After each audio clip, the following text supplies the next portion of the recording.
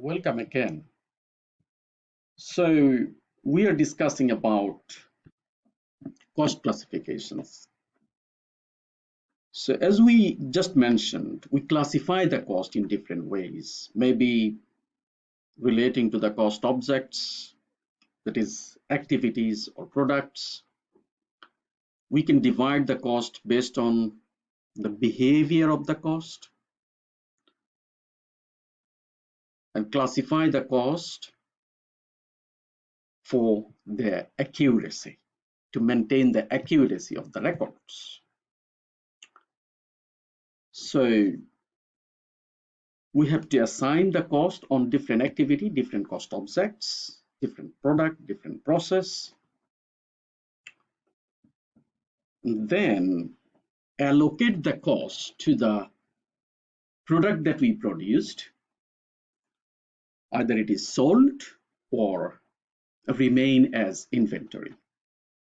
So we assign the cost to the cost of goods sold to determine the profit of a particular period, and assign the cost of inventories, cost to the inventories to determine the financial position of the organization. So the cost of inventories, cost of or the value of an asset of the organization. So, and then we provide these information to the decision makers, to the external people for whether they will invest or not in a particular organization, or how they should plan, if it is internal decision making, how they should plan or control the performance of the organization. So, and also, as we mentioned before, the cost calculation, cost determination actually helps pricing of the products, pricing of the services as well. So, the main part of this chapter is cost terms and concepts. We need to know these cost terms in details. So cost can be direct cost, indirect cost.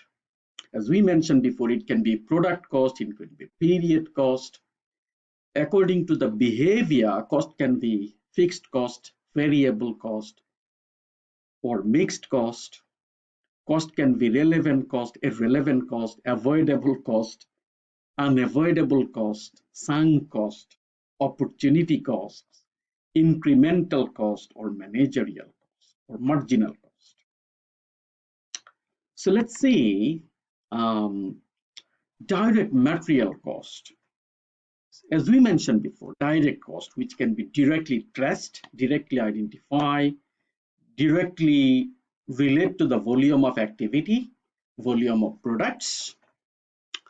So the direct material cost particularly is a cost that you can identify in the products, that you can see in the physical products, that actually create the body of the products.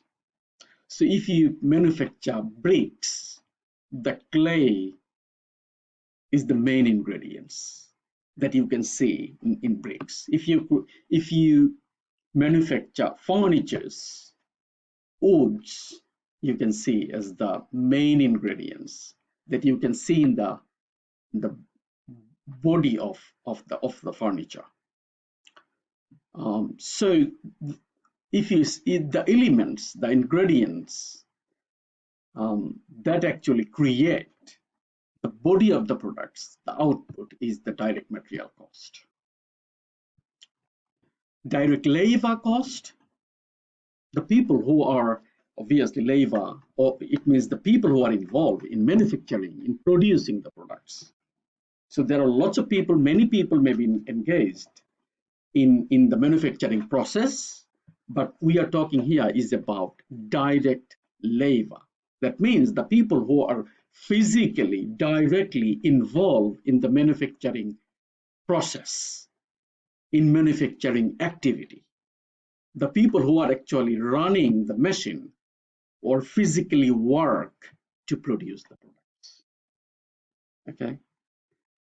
And cost can be classified as avoidable and unavoidable cost. This is very important in case of making decision. So avoidable cost means the cost that you can save by doing the activity in an alternative way. So if you manufacture, you need some cost, you need material, you need labor. But if you don't manufacture, that means if you buy the products from somewhere else, then you can avoid material cost, labor cost. So the material cost, labor cost, manufacturing overheads, these would be avoidable cost if you don't produce the products, but if you buy the products. Okay, but there are some unavoidable costs that you may not be able to avoid even though you buy the products from somewhere else.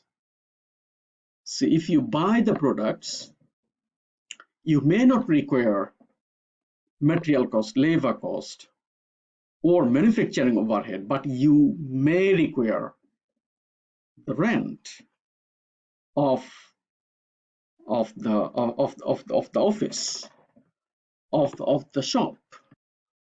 You may require to spend the salaries of the staff, some of the staff.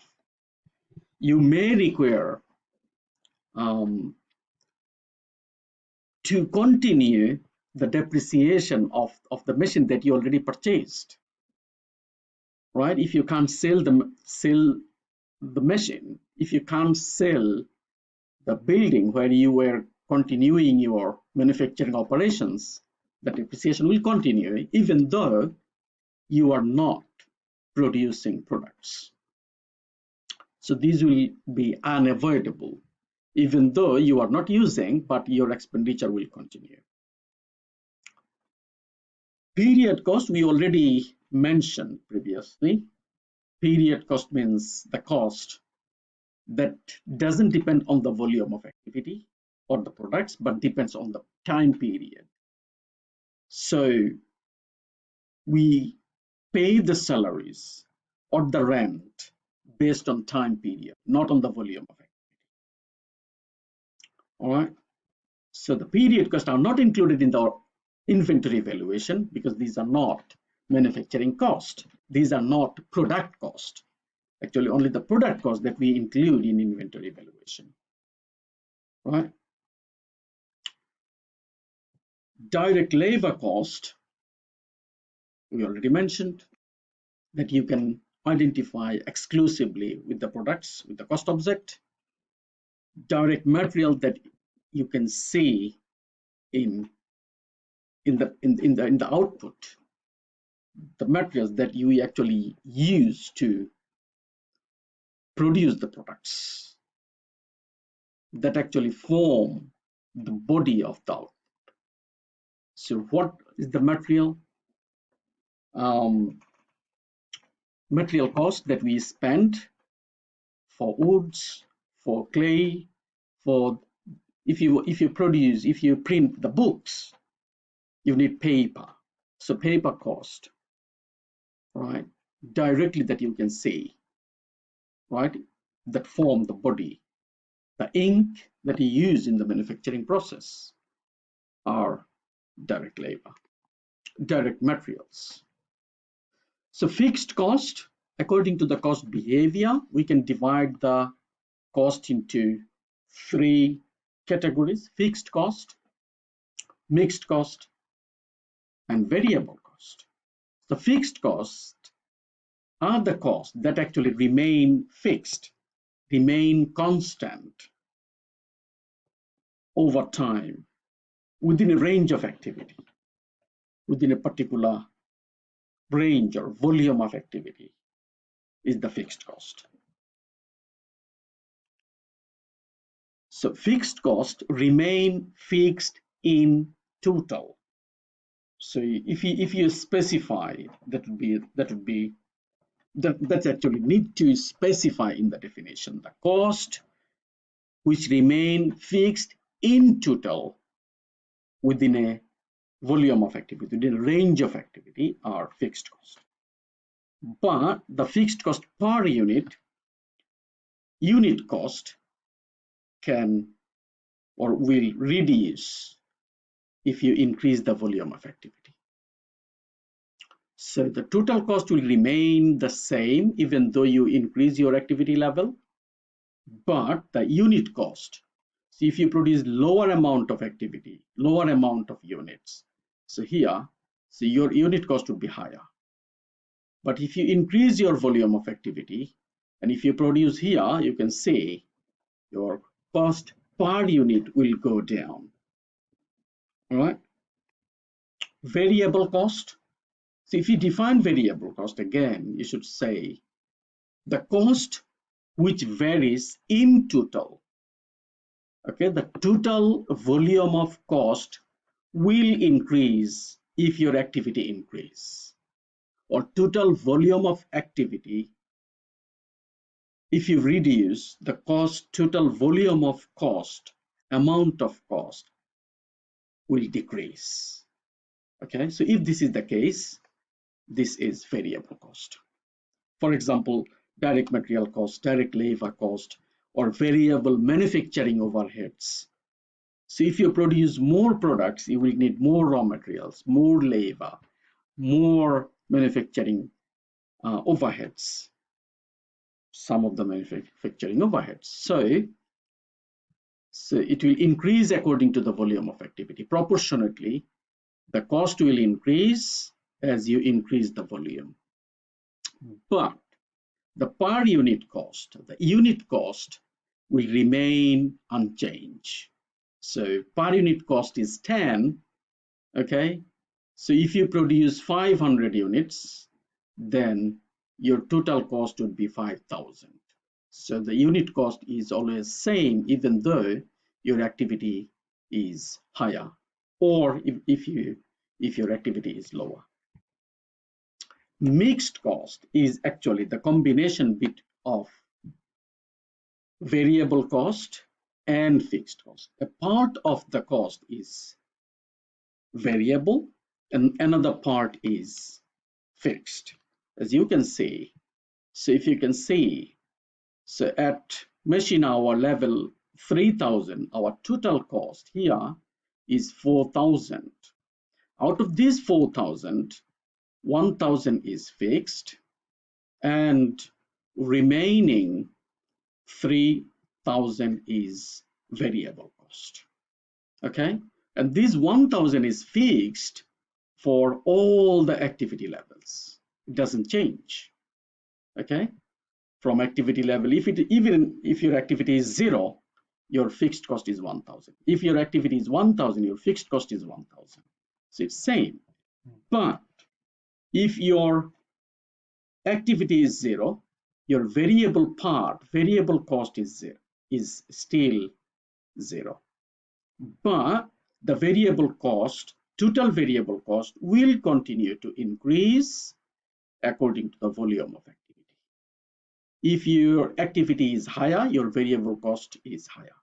If your activity is lower, your variable cost, total variable cost, is lower. All right, so this is interesting. And some of the examples you can say, the telephone bill. So a part of the telephone bill might be fixed, line rent is fixed, and the more you make calls, the more would be the variable cost. Like the photocopy machine, printing machine. So the cost of the machine is fixed, and the more you print, more you copy, more variable expenditure. Interesting. So we'll continue in the next part of the